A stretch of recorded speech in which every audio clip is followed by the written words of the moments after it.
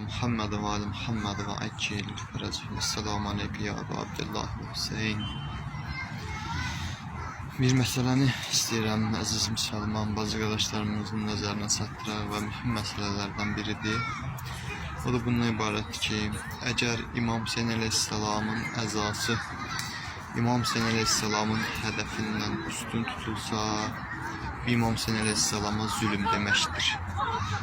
Həqiqətən də zülmdür. İmam Hüseyin əleyhissalam şəhadət çatmadı ki, ona yalnız və yalnız əza tutulsun və ona mərasimlər qılsın. Bunlar öz yerində olmalıdır və olacaq da. Amma əsl İmam Hüseyin əleyhissalamın hədəfi bu deyildir. Əsl İmam Hüseyin əleyhissalamın hədəfi İslamı yaşatmaq idi. Dinin əsaslarını yaşatmaq idi. Dinin əsaslarını dirçəltməli.